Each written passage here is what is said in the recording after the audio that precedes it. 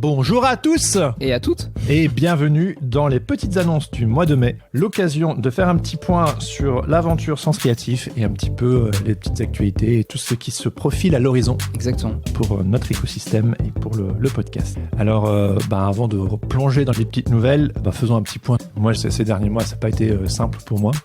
J'en ai parlé un petit peu en dents de scie à droite à gauche, mais comme vous savez, j'ai eu mon petit garçon fin octobre. Puis après, j'ai dû m'en occuper.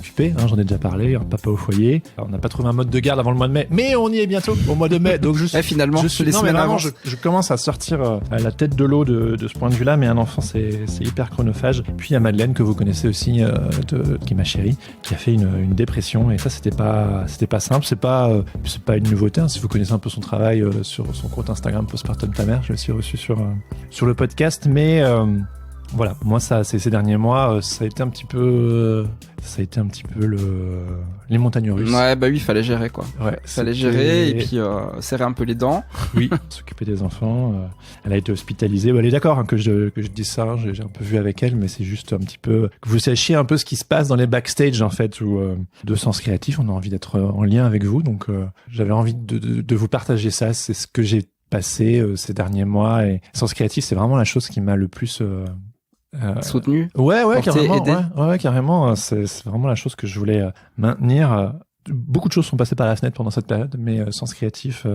Puis bon, il y a aussi eu la réorganisation de cette saison 4, notre fonctionnement.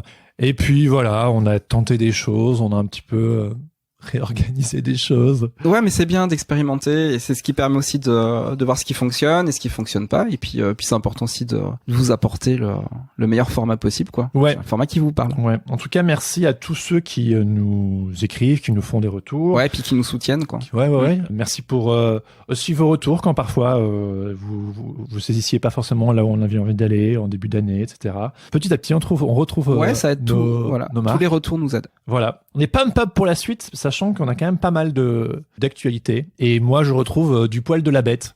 Parce que je vois le bout du tunnel dans ma vie personnelle, et j'ai hâte de plonger dans tout ce qui nous attend dans les prochains mois. Justement, qu'est-ce qui nous attend, Jérémy ?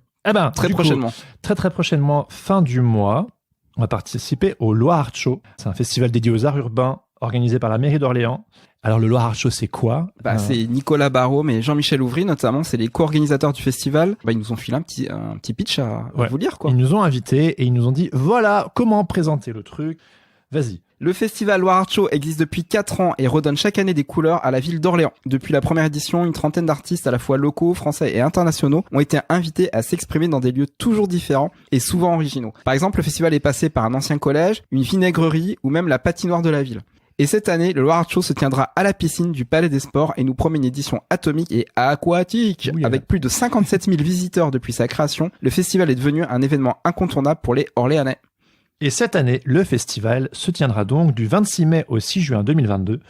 Et on aura l'occasion d'y enregistrer notre premier enregistrement live de la saison 4. Le samedi 28 mai. Donc si vous êtes dans le coin d'Orléans, venez nous dire bonjour. C'est en début d'après-midi. Oui, je sais pas, entre 14h et 15h. C'est pas trop encore. 14h et 17h, quelque chose comme ça. Bon, en tout cas, on sait qu'il y aura des DJ sets plus tard, donc on va essayer de pas le faire en même temps. Et donc, ce festival a une portée très familiale.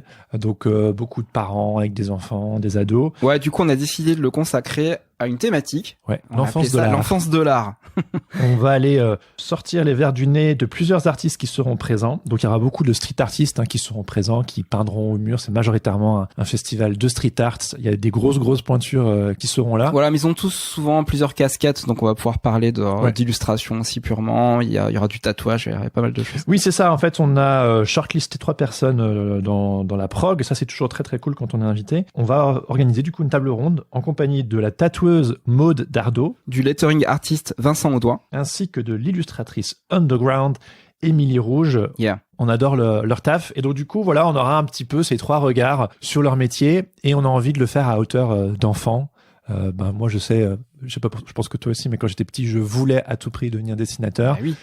Et du coup, on a envie de rendre cet épisode assez kids friendly, ado family friendly, pour vraiment un petit peu répondre aux questionnements que peut-être des enfants, même des parents pourraient avoir sur c'est bien beau ces artistes, ces petits zozos là qui viennent peindre sur les murs, mais en gros ça ressemble à quoi si nos enfants ils ont envie de devenir comme vous. Bah oui, carrément. Et on laisse Félix poser la question? Mon petit garçon? Ouais. Bah ouais. Et bah ça marche, Félix. On t'écoute. Et toi, qu'est-ce que tu voulais faire quand tu seras grand? Alors, c'est pas fini, parce qu'on a encore sous le chapeau, dans le chapeau du magicien, on a encore des lapins blancs.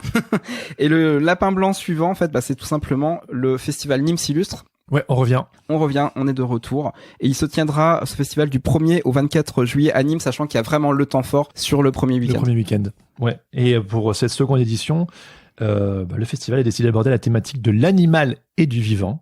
Et Sens Créatif y organisera sa seconde table ronde de l'année, en live et en public. Et ça sera le samedi 2 juillet. Ouais, absolument. On est encore en train de concocter le line-up et la thématique. C'est pas encore sûr, c'est encore en train de se travailler. Mais on avait envie de vous faire un petit heads-up en amont. Voilà, on est le mois de mai, c'est pour le mois de juillet. Nous, en tout cas, on commence déjà un petit peu à s'organiser, à booker nos Airbnb, à s'organiser avec les membres du Patate Club. L'année dernière, c'était un super moment. C'était un moment très, très fort. On avait fait lourd avec des gros, des grosses colocs. Ouais, des grosses colocs patates. C'était très, très marrant.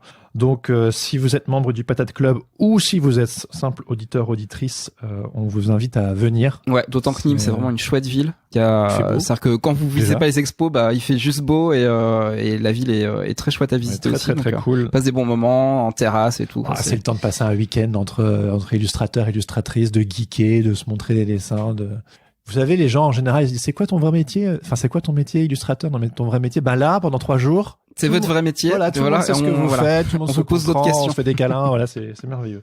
Donc, voilà. Si ça vous botte, si ça vous motive, bah, essayez de booker, dans l'agenda. Ouais. Voilà. Carrément. Le 2 juillet, en tout cas, pour venir nous voir, ça pourrait être sympa. Nous, on y sera le 1er, le 2 et le 3. Voilà. Alors ça, c'est pour les événements Sens Créatif. On a aussi une petite nouveauté à vous faire part. C'est que Sens Créatif lance sa première collection de vêtements en collaboration avec la marque Trafic. Ouais. Donc, on est très contents. Ça faisait un petit bout de temps que c'était un petit peu dans l'arrière-boutique. Et à partir de maintenant, pendant un mois... On va faire une vente flash. Oui, une vente flash. C'est beaucoup plus écologique d'ailleurs, on vous explique. Pendant un mois, et pas un jour de plus, vous pourrez vous procurer des t-shirts, des casquettes, des suites et des hoodies avec le logo Sens Créatif brodé dessus. C'est du fait maison. Ouais, carrément. Super qualité. 100% coton et les produits sont tout beaux et tout doux. Je sais qu'ils sont brodés en France également. Pas de surproduction. On produira que les vêtements commandés. Alors si vous êtes fan de Sens Créatif, on vous offre la possibilité de vous reconnaître dans la rue entre fans. Ah ouais, toi aussi tu connais le podcast. Ah ouais, moi aussi, yes, check et tout. De faire partie de la team. Ouais. Et tout ça grâce à des vêtements. C'est pas beau ça? Magnifique. Donc, vous pouvez aller voir cette collection sur le site de Trafic. Ça s'écrit trapic.fr. Et globalement, il y aura à peu près toutes les tailles, sauf pour les casquettes, parce que c'est une taille unique, mais pour les vêtements, il y aura. Je pense que ça va du XXS au triple XL. Donc, on les a essayés, ça fit bien, c'est cool. Ah oui, j'en porte un déjà là maintenant. Ouais, t-shirt. Et toi, t'as le t-shirt et c'est très doux. Hein, j'aime beaucoup. C'est déjà doux comme ça. C'est de la bonne qualité. Donc, c'est de la bonne cam. Allez-y. Bon. Et on va aussi parler des prochains épisodes. Oui, parce que c'est bien beau de faire de la pub, de la promo pour tout ce qui va arriver, etc. Mais on a envie de savoir qu'est-ce qui nous attend ce mois-ci. Alors, le 16 mai, on va se retrouver avec un épisode consacré à John Hammond. Alors, si vous connaissez pas John Hammond, c'est un street artiste, également artiste contemporain. Il déteste qu'on dise ça parce qu'il préfère qu'on dise qu'il est simplement artiste. Ne déteste pas. Non, mais c'est important de le présenter parce qu'on le présente souvent comme ça. Et lui, il se définit vraiment comme artiste. Et il nous raconte un petit peu son parcours. C'est un parcours de 20 ans. Oui. Et son travail est assez incroyable parce qu'en fait, il ne travaille que sur une seule image. C'est une photo d'identité de lui-même, mais avec des lunettes qui ne lui appartiennent pas. Ah, si vous êtes parisien, vous avez déjà vu ce portrait. Vous avez forcément croisé un John Hammond. Voilà. Mais il placarde son portrait depuis 20 ans dans toutes les villes de France, à Lyon, à Marseille, à Lille. Et vous allez voir comment il développe en fait, il développe toute sa pratique artistique autour de cette seule image, parce qu'en fait il travaille sur l'art promotionnel, l'art promotionnel, le degré 0 de l'art. Ouais. Donc moi personnellement j'étais très grisé parce que John Hammond, on sait pas à quoi il ressemble en vrai. Tout le monde voit son portrait, tout quand il avait 17 ans, mais personne l'a jamais vu. Enfin évidemment que les gens l'ont vu, mais je veux dire on sait pas que c'est lui. Et on est très content qu'il ait accepté de nous interviewer, de se faire interviewer par nous. Et voilà, pour lever le mystère John Hammond, on vous donne rendez-vous sur Sens Créatif le 16 mai. Et le 23 mai, on se retrouve pour le Boxon Créatif numéro 3. Ouais. Qui sera consacré à l'écologie créative. Alors, c'est quoi l'écologie créative? Est-ce que tu sais, Jérémy, de quoi on parle? Bah non, écoute, c'est ta petite popote, mon ami. Ah, c'est moi qui me débrouille. Oui, c'est ça. Ouais, non, mais l'écologie créative, c'est tout simplement l'art, en fait, de savoir recycler ce qu'on a déjà fait et d'en faire quelque chose de nouveau. Donc on va travailler sur la déconstruction des idées et sur la manière en fait de réassembler et d'imbriquer des nouvelles idées ensemble. Ah oui, ok. Ouais. Parce qu'on se met tout le temps la pression de devoir créer des choses nouvelles. Ouais, il faut que ça soit neuf. On l'a déjà vu, je peux pas remontrer la même image. Mais en fait, en réalité, on a plein de choses dans nos cartons. On a des idées qui valaient le coup, mais qui étaient peut-être pas fini en l'état et qui mérite d'être ressorti peut-être 2-3 ans après, ou simplement on a une thématique et on a le droit de faire des exercices de style dessus aussi. On peut fabriquer des séries. En fait, il y a pas mal de choses à dire. Est-ce que cet épisode va être introspectif comme on les aime? Ouais, il sera peut-être plus il y aura plus pragmatique, peut-être plus des tips, plus pragmatique, mais on verra, mais il y aura aussi peut-être cette idée là d'aller chercher de toute façon les tips on aime toujours ça hein. Donc rendez-vous le 23 mai. Exactement, c'est ça. Le 3e épisode avant l'été du Boxon Créatif. On fera une petite pause et puis après on reprendra ce formidable feuilleton à la rentrée. Et juste avant de passer en juin, on a encore un épisode, le 30 mai. Le 30 mai, le dernier jour. Et là, on va recevoir Anna Vanda Gogusset et Camille Victorine de l'agence Le Crime. Alors Anna Vanda, toi, t'es très excité à l'idée de cet épisode, hein, parce que. Oui, complètement. Anna Vanda, c'est une illustratrice hyper singulière. On peut dire que c'est une illustratrice un petit peu badass. Ouais, grave. Elle est tatoueuse également. Ouais. Elle a un univers incroyable. Elle fait des personnages qui n'ont pas de pupilles, c'est-à-dire qu'ils sont, ils ont les yeux blancs. Ouais.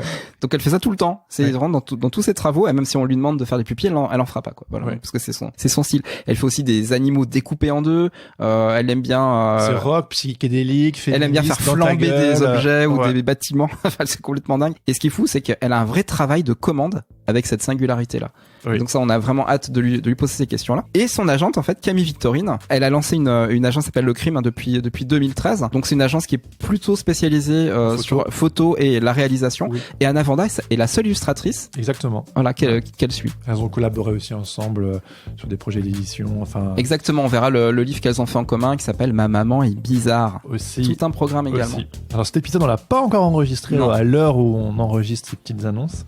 Mais on a très très hâte d'y être et ça faisait longtemps qu'on n'avait plus un épisode sur l'agent d'illustrateur. Ouais, et là on vous met les deux ensemble, quoi. Voilà. L'illustratrice et son agent. Elles vont pouvoir faire un ping-pong et on sait pas du tout ce qui va se passer, mais il risque d'y avoir des choses absolument intéressantes qu'on a peut-être pas prévues nous-mêmes dans l'interview. Ouais, j'ai hâte d'y être et puis voilà, quand sortiront ces petites annonces, l'interview aura déjà été enregistrée. Mais voilà, pour découvrir de quoi il en retourne, on vous donne rendez-vous le 30 mai sur Sens Créatif. Soyez au rendez-vous. On a tout dit. On a tout dit. On vous souhaite à tous et à toutes un très joli mois de mai. En mai, fais ce qu'il te plaît. En mai, fais ce qu'il te plaît. Allez, bye bye tout le monde. Bisous.